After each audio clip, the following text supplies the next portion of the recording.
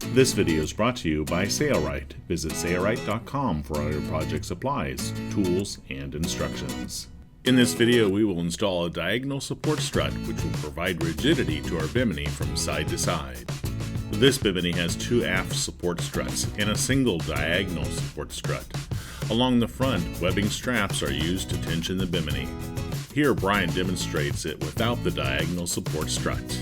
And really what it is, the frame is actually quite rigid, but as I do this, I'm moving the entire fence and everything because it's just not that solid a structure it's bound to. Okay, now that we've got this in place, you can see that everything's a lot more secure. As you can see, a diagonal support strut provides great rigidity from side to side.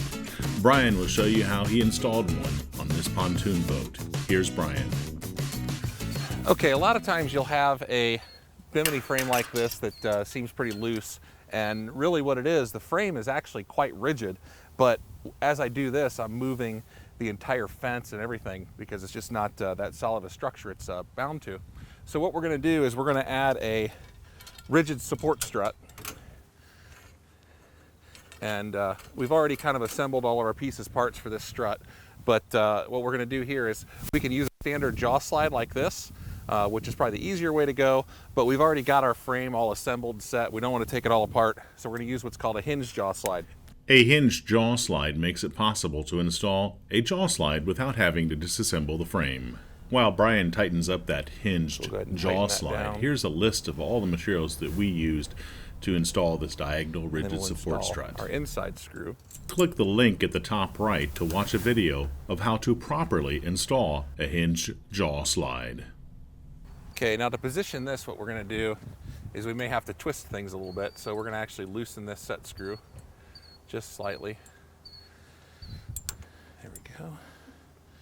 And then we'll loosen this one down here just slightly, and that'll enable us to twist to get things into position.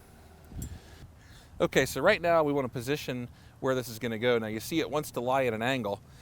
What I really want it to be straight. Now when I go straight, you can see what happens is it wants to tilt out. Now we do sell different angles of deck hinges.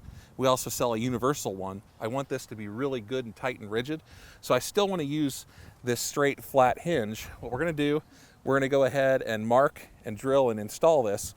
Then we're going to take and we're going to bend the tang on the eye end just ever so slightly in a vise. To install this flat mount, we're going to drill through the rail here and then use stainless steel rivets that are also available from Sailrite. Okay, so we'll drop the rivet in for the first one and then hold it straight, and then I'll go ahead and drill my second one. To see kits available with all the hardware required to install a rigid support strut, click the link at the top right. We're using stainless steel rivets for this installation, but you can also use stainless steel screws for it as well. After this is done, we're going to take that eye end out of the flat mount and bend the tang. Brian's going to demonstrate that next. Okay, what we're going to do is we're going to bend this just slightly.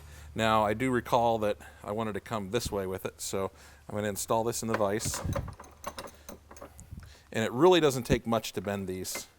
Just a little bit of leverage, which I've got my pipe here, and just ever so slightly. And I just want to go a little bit further. If Brian were to use an angled mount plate available from Sailrite or a universal deck hinge, bending the tang like this would not be required. Okay, so now we're going to go ahead and install our newly angled fitting. One more time, here's the list of items we used for this rigid support strut. Feel free to make modifications as required. Okay, now that we've got this in place, you can see that everything's a lot more secure.